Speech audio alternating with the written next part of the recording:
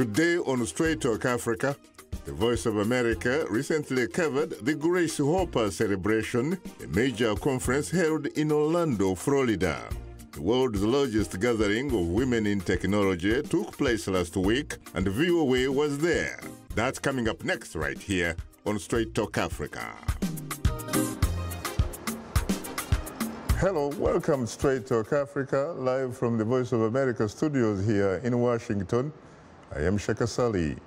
On a programming note, we would like to take this opportunity to welcome Kenyatta University Television, or KUTV, as our new affiliate in the Kenyan capital, Nairobi.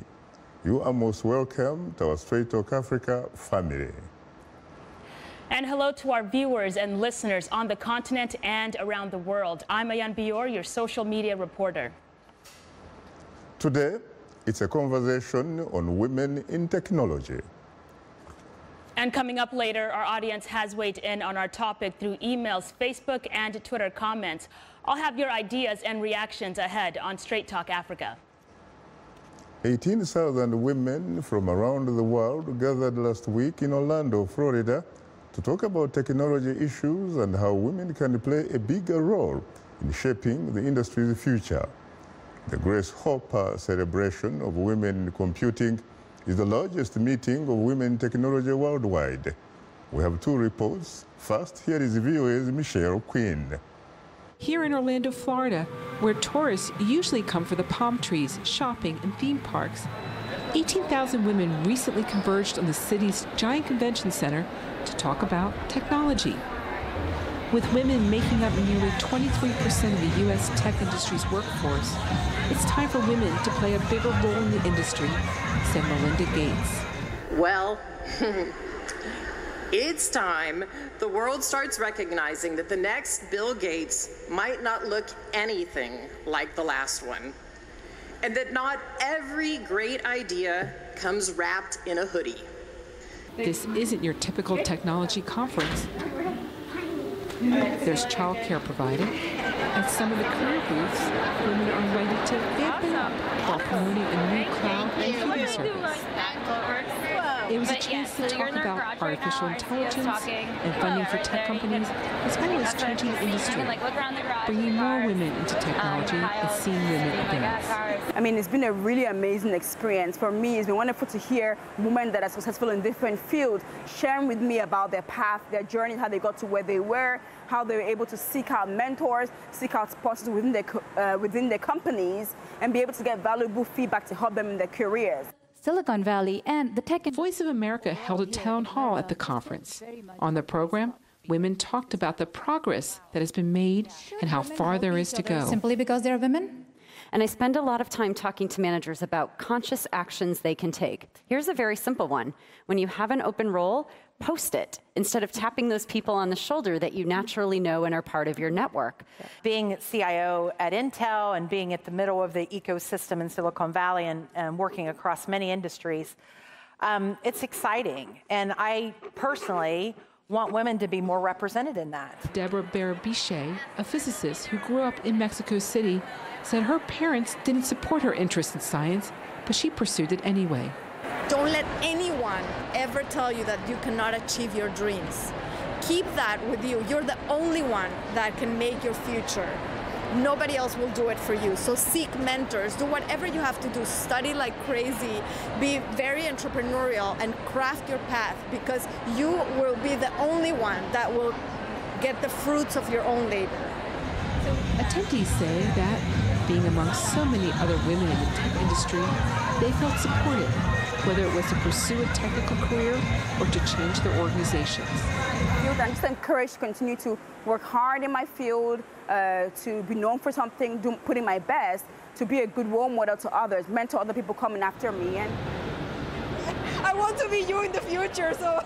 It's clear that there is no shortage of inspiration that will last long after the conference has ended. Michelle Quinn, VOA News, Orlando, Florida. It's becoming more than clear that as the technology sector continues to rapidly expand, so too is the gender-digital divide. My colleague, Paul Sisko, has more. There are more than 3 billion internet users worldwide, with men outnumbering women. But from continent to continent, that's slowly changing. We will explore the expanding social, political, and economic power of the internet for women in this town hall, Breaking Through. The conference and VOA Town Hall featured internet and technology questions and comments and even some answers from barrier breakers from campuses around the world and successful industry executives live on Facebook. Kenyan Zamzam Advi. For me, I think my country more is affordability of the internet. Even if there's no free access to the internet because the data is really expensive, and someone who's been working the whole day just to provide that meal wouldn't spend that money on internet and buying data. So the government, I think my government needs to kind of give free access to the internet. As you said, it's not always the policymakers' call to make. As engineers, it should be our responsibility to rise up to that occasion and sort of make technology which is more accessible to our communities. In my community, you find that people don't even have access to smartphones. They have something like a feature phone. It has internet, access to internet, and it has SMS you can call. But people don't even know that they can access internet through their phone. They don't even know the phone is technology. So the question is from Haiti: who decides what's acceptable behavior for women online? Who decides what is acceptable and what isn't? It's my choice what I post and what I don't post. No one can tell me what's appropriate behavior. It is my behavior, it's my choice, it is my voice. So I really don't think you should allow anyone to dictate or tell you what's acceptable or not. You could really just remove the online part altogether and say what's acceptable for women in general. The answer to that is whatever women want. When it comes to ideas, I don't think anyone should ever suppress what they want to say. Paul Cisco, VOA News, Washington. Thanks, Michelle and Paul, for those interesting reports. Joining us here in the VOA studios are two distinguished guests, Dile Dicot, VOA French to Africa reporter, and Kimberly Mua, CEO of Go Together, Inc. Well, I have to tell you frankly that I am profoundly honored and exceedingly humbled to have the opportunity to host you on Straight Talk Africa for the first time. Thank you for having us. Yeah, You're most welcome. We expect to be joined by Rebecca Kong, founder and CEO of Apps Tech. She will be joining us via Skype from the Kenyan capital, Nairobi. Well, I have to say frankly that we have to be talking a lot more, but I have to talk to the audience before that. Later in the program, we will give you, the audience, a chance to call and talk with our guests. The number to call will be 202-619-3111. The US country code is 1. Let me come to you immediately. Dile, first of all, how are you? Very well. How are you, Shaka? Terrific. Nice to have you on the show for the first time, of course. Thank you. Talk to us about the recent experience. You were in Orlando, Florida. Yes, I was in Orlando with other colleagues from VOA. It was a very good experience. It was my first time covering a tech conference. And what was really interesting is that this conference was dedicated to women, seeing how they interact, how they mentor each other, how they inspire each other is the most interesting part of, this experience. It was a huge conference. Yes, 18,000 people, participants, and almost all of them are women. Worldwide? Yeah. Who sponsored this conference? It was not Voice of America, was it? No, it was actually Voice of America organized a panel, called Breaking Through. I think they discussed, how to have a seat at the table, how women can change the tech sector to make it better for themselves. But this conference was organized by Anita Borg. Yeah, it's an institute that focuses on women in technology. Who is Anita Borg? Anita Borg is actually a technologist, and she's the one that created the institute a few years ago. Nowadays, she's deceased, but her legacy keeps living. And it seems to me that the keynote speaker was none other than Melinda Gates. Yes, Melinda Gates was the keynote speaker, and honestly, she received an amazing, acclaim from all of the women over there. When she came on stage, everybody was screaming. Really? And I realized how much all these ladies love Melinda Gates and how she inspires them. Why do they love her? Is it because perhaps she happens to be married to one of the richest, if not the richest man on this planet Earth? No, I or think is it because of her contributions? It's because of her contribution. Not because she's married to Bill Gates. She loves technology. She actually explained at the beginning that she was, when she was in high school, her father bought her and her sister a computer, and that happened to be an Apple computer. Oh my so God. Bill wasn't happy about that.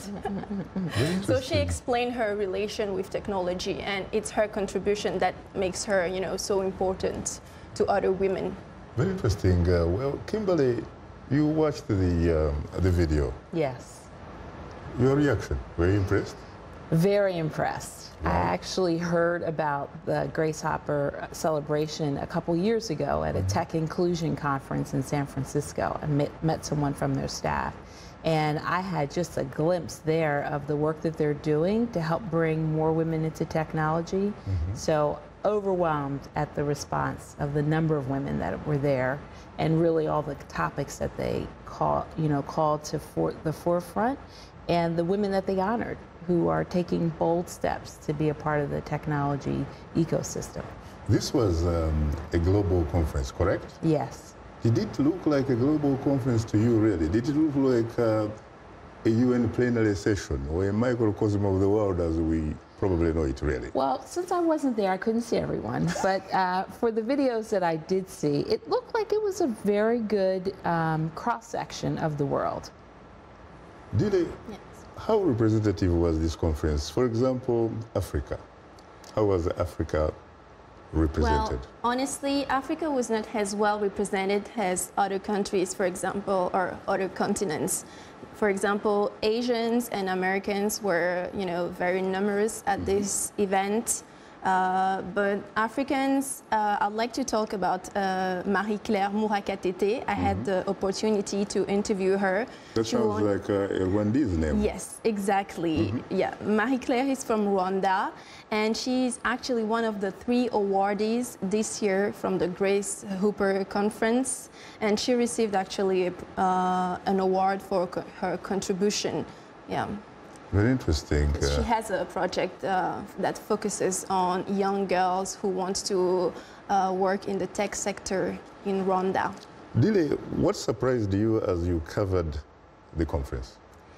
It's actually how these women are inspired by each other. I'm not in the tech sector, so I could feel the inspiration myself, and be inspired by them. And the mentoring between them is also a very interesting aspect. Yeah. So is it fair, would it be fair to say that the conference met your expectations? Yes, definitely. I would say that. Very interesting. Well, before we pause for a short break, we want to remind you that Straight Talk Africa is now streaming live on Facebook. To watch our show, just enter the keyword Straight Talk Africa, and don't forget to share it with your friends. We are on Twitter and we are tweeting live. Follow us at VOA Shaka, that's VOA Shaka, and join in on today's discussion with your questions and comments. Don't forget to use the hashtag VOA Women Tech, and we'll air some of your comments later in the show. We'll be right back, so please don't go away.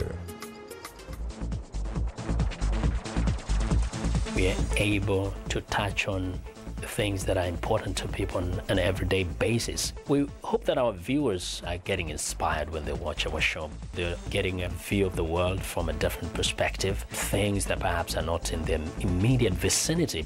Today, I could put in on the show something that is a little different, a little unique, and this gives me that, inspiration to come to work. This is Straight Talk Africa on the Voice of America. What is your opinion about today's topic? Call us at 619-3111. U.S. country code 1. When you call, remember the following. Ask only one question, keep your comment brief, and turn down the volume on your radio or television. Now let's return to Straight Talk Africa. Thank you very much, Esther Gidi Uwet, and of course, welcome back to Straight Talk Africa, live from Washington. Let me come to you immediately, Kimberly. What about you, Kimberly? What really makes you tick? You are the founder, of course, and the CEO of Go Together. Yes. What is Go Together? So Go Together is creating new transportation options that parents really could never have considered without the entrance of Uber and Lyft.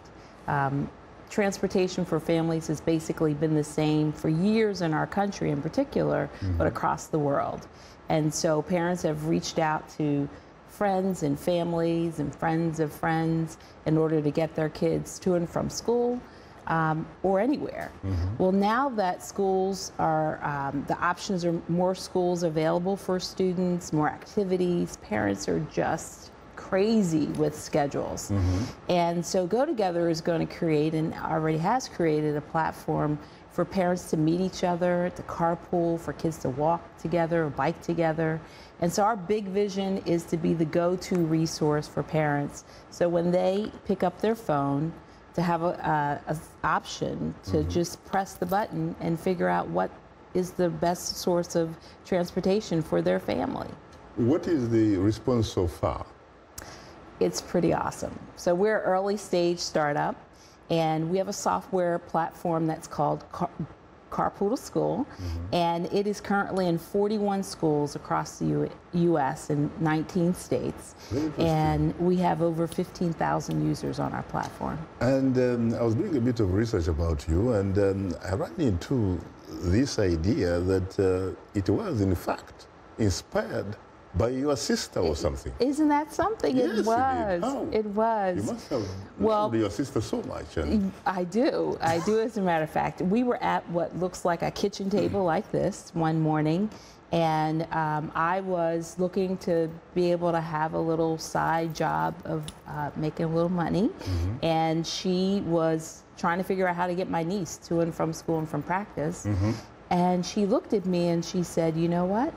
I'm trying to get you to help me get, my niece, my daughter, from school and to go to practice, but I'm not the only one who's struggling with this problem. So help me, and I can connect you with other parents who need that same help. So I was inspired by that idea, had no idea of the problem, and then a week later I came to her and showed her a website, a scheduling tool, a payment tool, and a tracking tool, and pretty soon I had 3 clients, and there I was taking other families' children to and from school and from those activities back home. Very interesting. You started at the beginning with a man known as Charles King. Yes. Yes. Tell us something about that. So Charles is a serial entrepreneur, and he's also... What do you mean by serial entrepreneur? He is on his 11th startup. What? Yes. He has started a coffee plant. He has run a consulting firm that helped do diligence on loans, a plethora of things, commercial real estate. And he has all those patents? He has 1 patent actually right now. 1 patent? Yes. Does he have deep pockets? He does very well. He does very well. But in addition to all of those great things about him, he's also a really good friend of mine. And in a conversation, he said, I think that what you're doing and what you're considering is just a little side hustle, as we say in America, that could really be a business. It's a really big problem. And I don't shy too far away from taking on risk. So I said, well, let me see what I think about that, because I know it's all consuming to launch a startup. And so he kept pushing me, and pretty soon he became my partner. How long have you been in this business? 3.5 years. 3.5 years? Yes. What would it take for you to consider yourself a success? Wow. So building our team out, and also being in 2,000 schools across the country as a starter. That, to me, would bridge success. What are some of the most difficult things that you have encountered so far? Wow. All the things I don't know. So that's the one thing I think you encounter as a tech startup founder in particular, is that there's a lot you don't know. You could know, and I know, a lot of things about the wireless industry and about a lot of other things, but starting a tech startup from the ground up, from an idea, figuring out regulatory issues, legal, building a business model that really would make the company successful, none of those things were things I did before. I had the opportunity to be an executive director at Verizon Wireless, running their federal government division. And so I had a business background. I've been a consultant before, but this is very, very different. This is like creating something really from nothing. Really? And so I think the hardest part is not knowing what you don't know. Building community around you. As you went to the conference, Dilly, and saw that women in technology is not a new thing, but we are taking a much bigger space, right? But the majority of the people who are successful are men. So that means building community that first started with men. I have several male mentors. And then finding the community of women who share sort of the struggle of being a woman in this space. The majority are men. Why is that so? Well, one, we're outnumbered. That's part of it. But sometimes that's an advantage. How are you outnumbered? Well, there are way more men who are in the industry than there are women. Yeah, I think women represent 23% of the tech sector in the U.S. Yes. Yeah, but obviously not numerically. Numerically, we're outnumbered. For women who are founders, the numbers are even smaller. I'm just talking about the numbers numerically between men and women worldwide. Well, we probably run the world. Yes, we run the world as far as that goes. Yes, you're absolutely right. And so what we're doing is really solving a problem that women face as the family business caretaker, and figuring out how to get their kids safely where they need to go. Surely their partners come alongside, but it really falls in their lap. So it's exciting to solve a problem for women. You know, technology, someone says actually that it's a communication medium. Yes. And no one probably communicates better than a woman. So how come we find this huge digital divide between men and women? Do they? Because they face many challenges. And one of the challenges that people were talking about at the conference in Orlando is the fact that, you know, recruiters usually consider women as less competent than men, you know. That's why it's important to have, you know, recruiters that are specialized in technology, that know that women are competent as much as men are in the tech sector. And that's the biggest divide between them in America, and particularly in Africa, because many women from Africa at the conference told me that they were considered incompetent for technology. Considered incompetent by who? By their male counterparts or what? Exactly. Interesting. So they allow themselves to be defined by men? Well, they don't allow themselves to be defined by men because they are pursuing their dreams. They're, you know, in the tech sector, even if, you know, they face those challenges. Dile, talk to us about yourself. All right. What makes you tick? Who are you? Well, I was born in Mali. I'm half Malian, and my mom is from Belarus. Yeah. Very interesting. Yeah, quite unusual. And well, I grew up in Mali until the age of 17. So do you speak a bit of Bambara? Yes, I do speak Bambara, yes. Really? Yeah, I speak Bambara, and you know, in Mali, our official language is French, so French as well. And since my mom is from Belarus, she taught me Russian. Very interesting. Did you watch, while growing up, films of a guy I admire so much, Souleymane Cissé? Souleymane Cissé? No, I don't think so. I've heard about Souleymane Cissé, but I've never seen a movie with Souleymane Cissé. Very interesting. Now, tell me, what satisfies you most? The fatter bank account, or people who come to you and say, you know what, we really appreciate your contributions, Kimberly? Well, we're not quite yet at the fat bank account. So today, what really inspires me and keeps me going is the fact that more and more people see the value of what we're delivering to them and the value that it's making in families across the country, and the problems that we're solving. So here in the U.S., one of the big problems is the carpool lane. So if you're doing pick up and drop off with your child, sometimes that wait can be half hour, the line goes into the community, and that gets to be a problem for the school. The school then becomes not the best citizen of that community, and we are part of the solution to reduce that traffic. What are your short-term, medium-term, and long-term goals? So the short term is that we are building our team. As a matter of fact, we are in search of a director of engineering who will help us execute our technology roadmap. We've done very well so far. We have technology resources that we're working with, a technology partner and a developer. But we need someone who is going to partner with me in doing the product development from a technology perspective.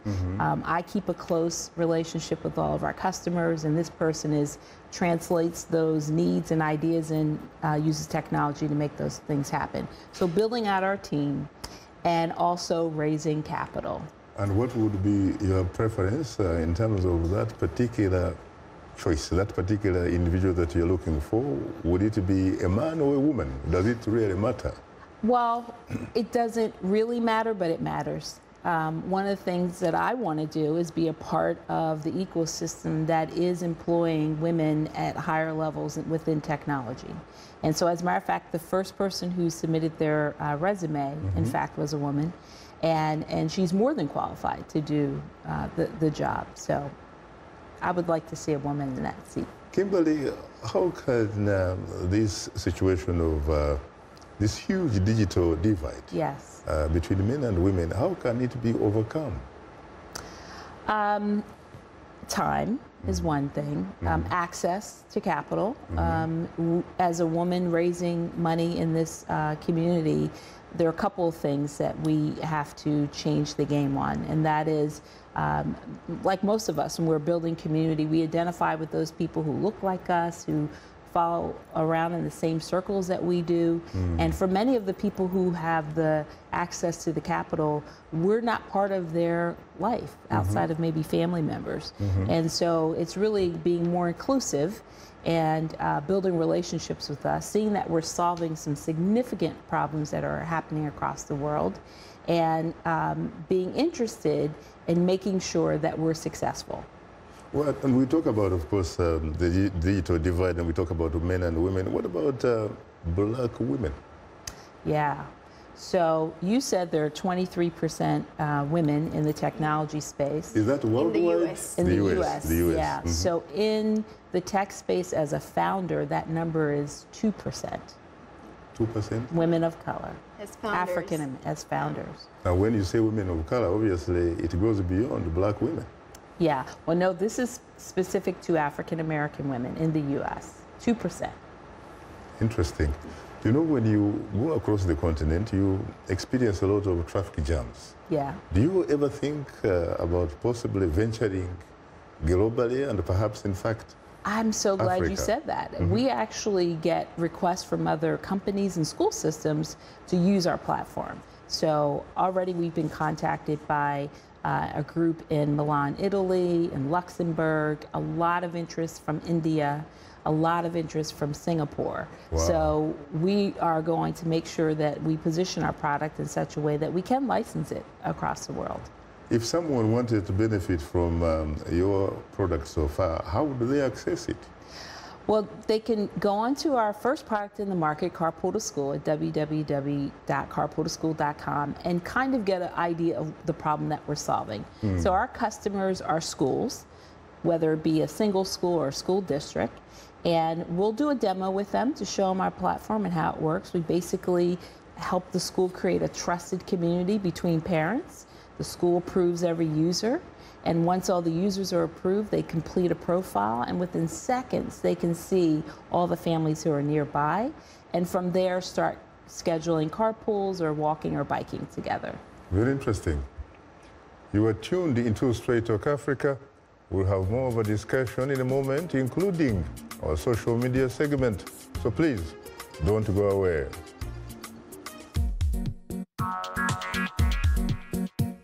Like Voice of America on Facebook.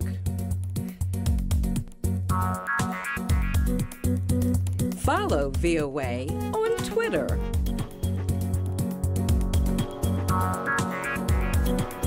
Join VOA on our YouTube channel. Like, follow, join VOA. This is Straight Talk Africa on the Voice of America. Call us now with your questions and comments. The number is 202-619-3111 and the U.S. country code is 1. Call us direct and we'll call you right back. Remember to turn down the volume on your radio or television and keep your comments brief. Now back to Straight Talk Africa. Welcome back to Straight Talk Africa, live from Washington. It's time to bring in our social media reporter, Ayen Biyor. Take it away, Ayen. Well, thanks, Shaka. The Grace Hopper celebration is a conference for the world's largest gathering of women in technology. The mission of the organization is to work towards creating a future where the people who imagine and build technology mirror the people and societies for whom they build it. GHC events were held in Orlando, Florida, and involved African women working in the industry in Washington, D.C. and elsewhere for their perspective. As you can imagine, the topic this week generated a lot of discussion online. So let's take a look at our question of the week, which asked, what can be done to facilitate more African women working and succeeding in digital technology? Well, let's start the conversation with a tweet from Prince Habat Nkula. He tweets, provision of scholarships to the women in order to get sufficient knowledge about technology. And we have another tweet from Lioness of Africa, who writes, focus on the many African women role models who are building great digital businesses and solutions. Highlight positive role models for the next generation. Well, now to our social media comment of the week from Facebook fan Fanny Malikebu in Malawi, who writes, the best option is to create an enabling environment consisting of progressive policies, including partnership building and the introduction of gender-sensitive digital technology training and strategies. And Facebook fan Adaze Iheme in Nigeria agrees. She writes, create an environment conducive for women to learn, one that encourages, supports, and sponsors their achievement in digital technology. And finally, our last Facebook comment comes from Alice Mary Kebirungi in the United Arab Emirates. She writes, release women from the prisons of being unable to freely express themselves. Create a positive political climate that promotes and involves women beginning at the family level. Mothers are the best mentors and role models. Governments should specifically reward the academic achievements of girls, such as sponsorships for those who perform better at selected subjects. A great round of discussion and a reminder that we appreciate all of the audience feedback. If you're a new fan, drop us a line at africatv@voanews.com. To comment on our Facebook page, just enter the keywords Straight Talk Africa. Be sure to visit us online at voaafrica.com and to join our YouTube channel. Sign up to VOA TV2 Africa. Follow us on Twitter at VOA Shaka. Straight Talk Africa streams live every Wednesday on Facebook, or simply go to VOA Straight Talk Africa TV program page on our website. To watch us live on your mobile device, just download the VOA mobile app. Now let's take a look at what's on tap for next week's program.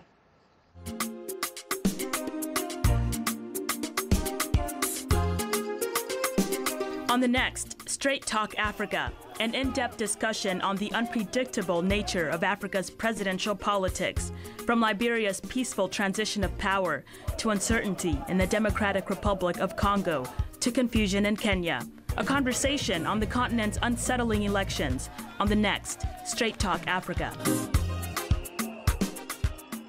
Well, Shaka, that's a look at what some of our viewers and listeners have to say. I'm sure you and the guest have a lot to add. Back to you. Thank you very much indeed for sharing some social media reaction with us. Didi, how do you react to what you just had? I really like the comment about scholarships. I think that's very important. But, scholarships start usually at age 17, 18. But I think it's very important for girls to be, in the science sphere since age 5 or 6, because it starts at that time. When you arrive in high school, you have to be already good in mathematics, physics, so then you can pursue a career in technology. So perhaps what is needed really is changing, some kind of fundamental changes of attitudes and mindsets about this. Because there are also so many cliches about, what a geek look like, like they said it at the conference so many times, like hoodies, jeans, but those are not like scientists or technologists nowadays. I see. Yeah. Well, I gather that we have Rebecca Enon Chong, a Cameroonian business lady and entrepreneur who happens to be the founder and CEO of Upstech. Good evening, Rebecca. Hi, how are you? Glad to be with you. I'm hugely terrific. We gather that you're joining us from the Kenyan capital, Nairobi. Nairobi. Yeah, Nairobi. Today was the first edition ever of TechCrunch Africa.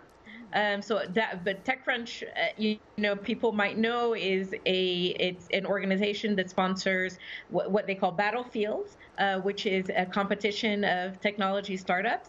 And for the first time ever, we've had Battlefields in Africa, and it was today here in Nairobi.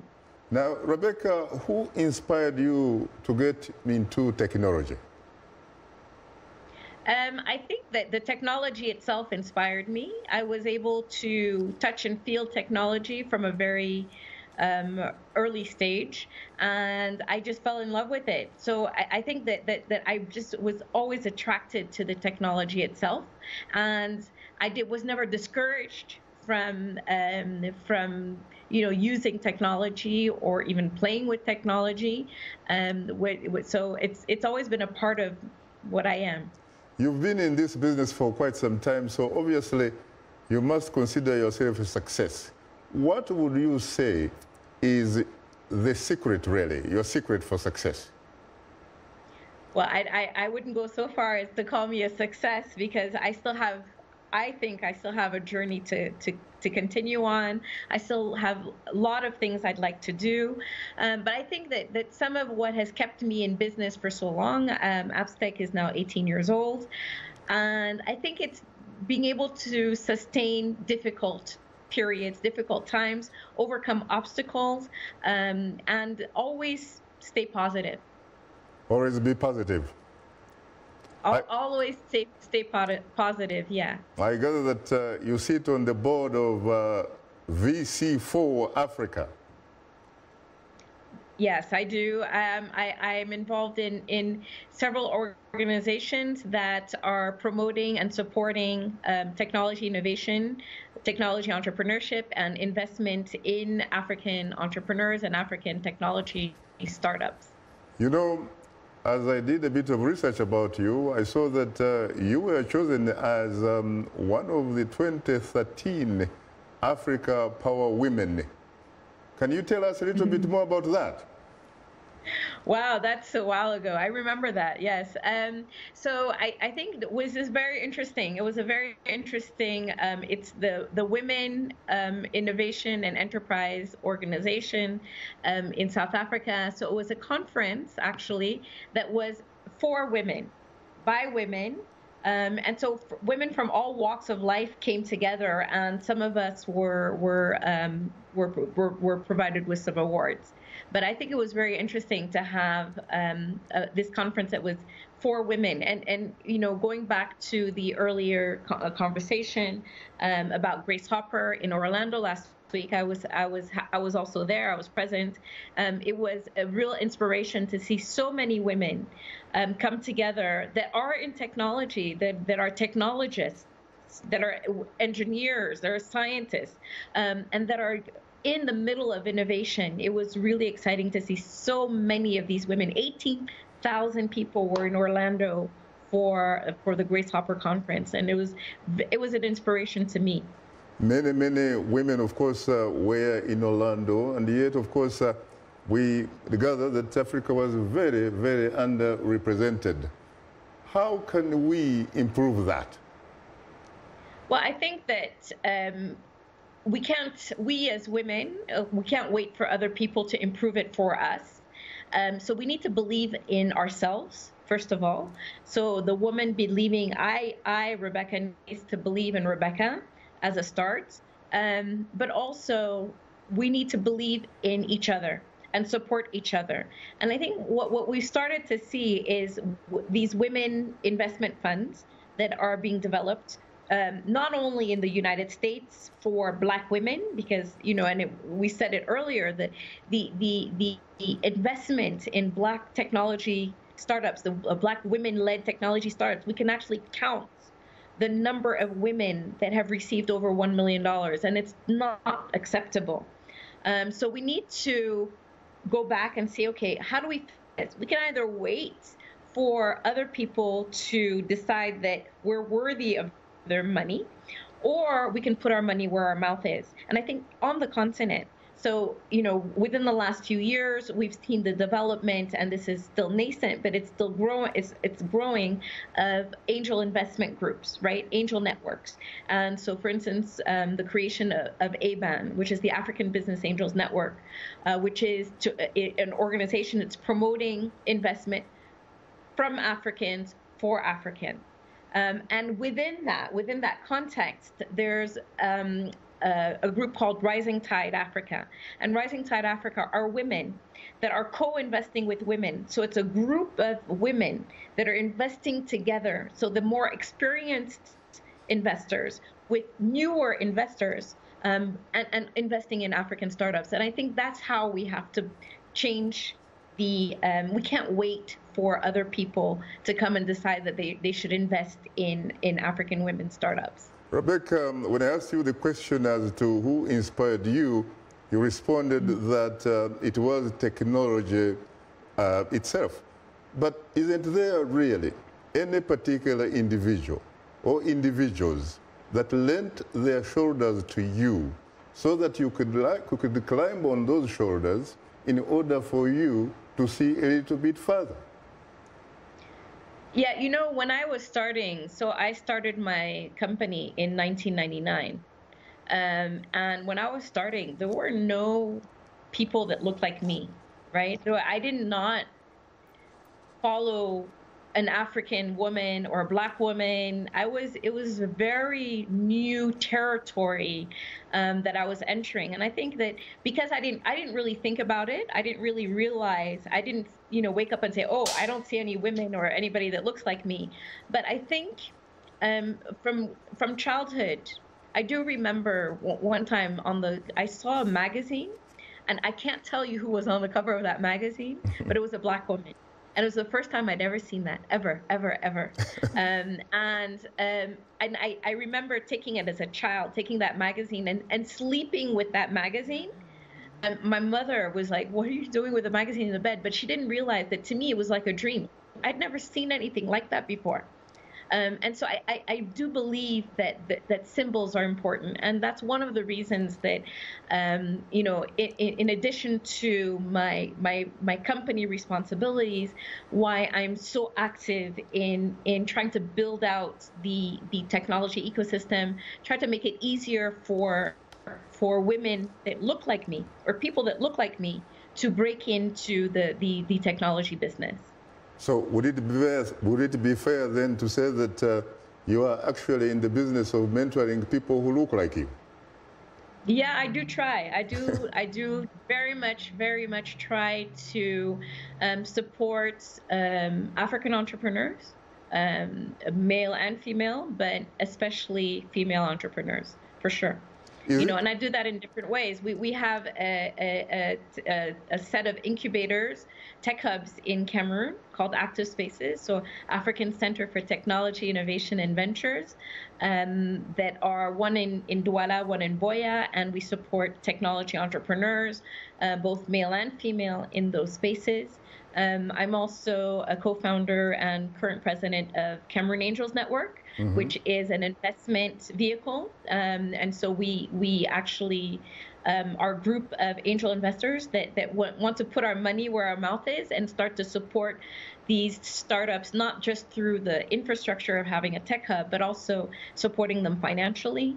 I'm a co-founder of ABAN, which is the African Business Angels Network, which I mentioned earlier. But I think the only support, mentoring by itself is not enough. I think that, you know, we need to give the financial support to entrepreneurs, especially women entrepreneurs. So mentorship is one aspect of it, but it's not the only one. Very interesting. Let's go to the lifeline of the show, which are the telephone callers for a while. And let's go to the Republic of Nigeria. Good evening, Patrick. You're most welcome. Straight Talk Africa. Patrick, are you there?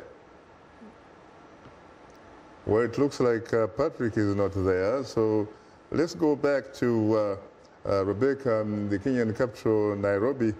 Rebecca, it is said somewhere that,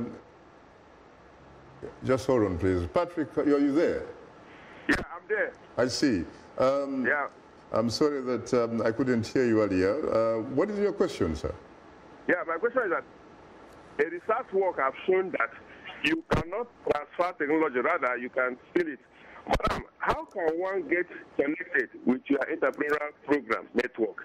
Is your entrepreneurial project specifically for women or for general? Thank you very much. I don't quite understand the question really, Patrick. Did any one of you understand? I don't. Patrick, are you there?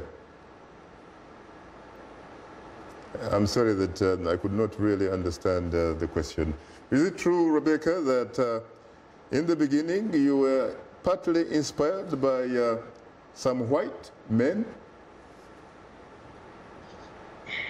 Yes, obviously, you know, as I said, in my space, in the technology world, the success stories were white male. And yes, I did pull inspiration from, you know, the Larry, the Ellisons of the world. These I'm talking about pre Mark Zuckerberg and you know, this is earlier than that. That really, yes, they are our inspiration, because my desire was to be like them. Obviously not look like them, but to have their level of success. And perhaps it was a little bit naive, because I thought that I could get there regardless of my gender and regardless of my race. But yeah, it's a little bit harder than I thought. I'm sure that there are a lot of young women, young men across the African continent, and indeed the diaspora globally, who are either watching you or listening to you. If they were in fact watching you or listening to you, what would you say to them? Do you have any specific message for those types of people in order to essentially look forward, frankly, to being like you? Well, I would hope that they would be even bigger than me and better than me. What I really dream of is where I'm not an exception. I'm just an example of many, many, many success stories. And so I urge young people, male, female, that are African, that are of African descent, to enter the world of technology. We have a voice. And our voice should be heard even through these technology tools. And we hear a lot about AI, right? Artificial intelligence. It's really important that we be part of the creation process, because that intelligence, even though we call it artificial, is actually based on algorithms that are created by human beings. And embedded in those algorithms is our human experience. And we need to be included in the future. There's a lot of opportunity. And I say, you know, technology is the great equalizer. Does your app work or doesn't it work? You know, when you're downloading an application from the Apple Store or you don't know who built it. You don't know if it's a man or a woman. You don't know their gender, their color, their human experience. You just know if the app works. And so I think it's a great equalizer. And I really encourage more entrepreneurs, more young people to get, first of all, involved in technology in any aspect, even in a job. And definitely to get engaged in entrepreneurship. I think it's a great opportunity that we have as Africans to leapfrog and to contribute to the development of our continent through technology. It's not the only answer, but it's part of it, I believe. I really believe that. I gather that in an interview some time back, you actually talked about how Cameroon, where you come from, has the best food. Is that true? Oh, yeah, we do. Yes, I can complain about anything in my country, but I can never complain about the food. We know how to eat. And this is not any shade to our Nigerian brothers from one side or, any of our neighbors or other African countries, but I've traveled the continent and we do have the best food. Can I suggest something? And so imagine the entrepreneur that can tie that food and tie that in with, some technology. It's I think I would invest in that startup for sure. Can I suggest something, since you happen to be in Nairobi, that perhaps you actually try nyama choma, sukuma wiki, and ugari, and you find how they taste. Yeah, but see, you can only cite one dish. And if we were doing this dish thing, I wouldn't even know where to start. In Cameroon, we have so many wonderful, wonderful dishes to pick from. I couldn't even give you one that you should try. See, that's the difference between Nairobi and Douala. Thank you very much. Kimberly, what about you? Do you have any specific message for the young people, the young girl watching you right now? Yeah, I agree with Rebecca. You have to think about yourself and you have to be inspired by yourself. Taking risks really helps you grow, and it really helps you reveal the person that's inside of you. And you'll never be able to figure it out unless you do it. So I think that having a person that you can look at their lives and see, one, they're just like you. And two, they had an idea that started somewhere, and so can you. So just start there with your idea, engage people in how to make it happen, and just don't give up. She says something that's really true. This entrepreneurship game or journey is all about perseverance, right? If you cannot persevere, it will really take you.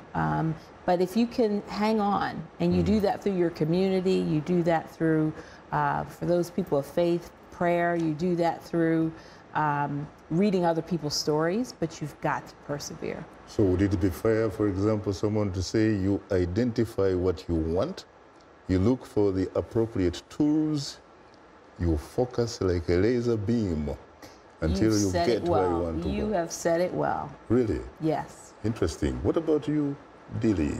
I think the most important thing is to believe in yourself. And if I had one advice for girls in Africa, not even in the tech sector, but any sector, is just to believe that you can achieve your goals.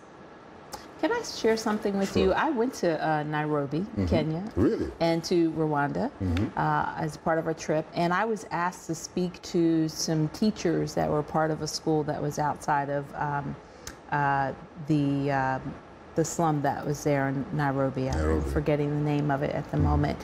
And I really struggle with what can I, as an American woman who is of African descent really share with them.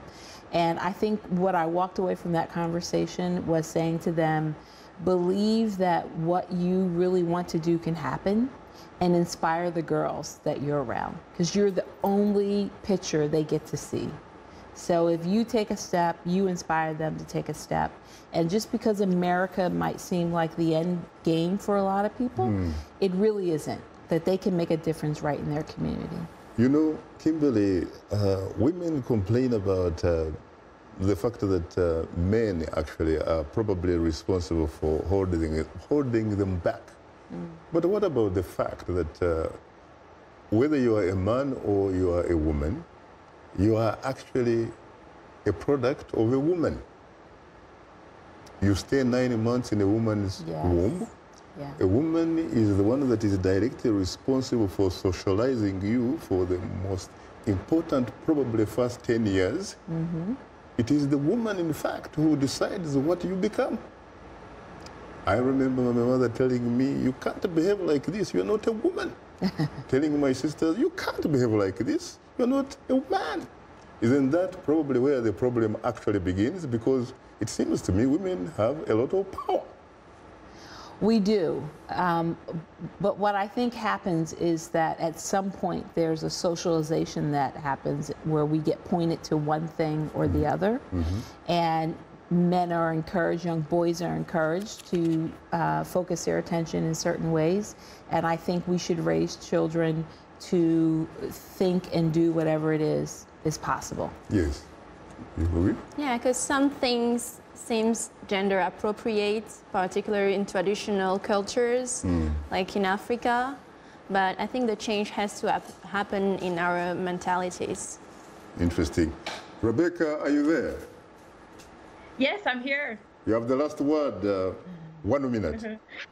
Well, I do think that you know, when we're talking about this issue with girls and how to make sure that they're prepared to lead tomorrow, I think one of the very important things that I've learned is the importance of the father.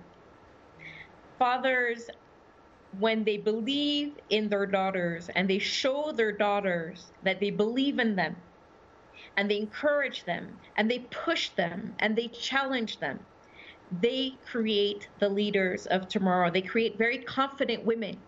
And so I really believe that more so than the mother who is going to be mother to, you know, her boys and her girls, the role of the father in building the next strong African leaders is key. But we do have this social issue that has been raised earlier, is where, you know, and I'll give you one quick example, because I was talking to a group of Facebook community leaders that were here, and they're like, how can we encourage more girls, more women to join our organization? I said, don't put them in charge of the food, because every time there's a group and there are events, they create this food committee and they put women in charge of that.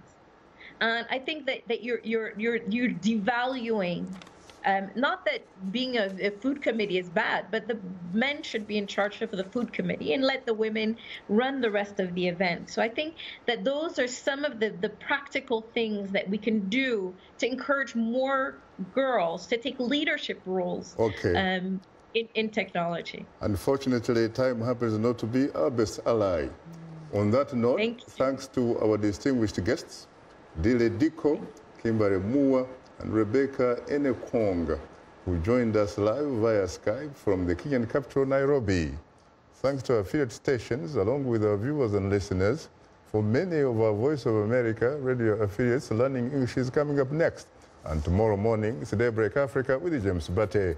On behalf of the Voice of America, thanks for tuning into Straight Talk Africa. In the meantime, get better, not bitter African women. And please remember to keep the African hopes alive.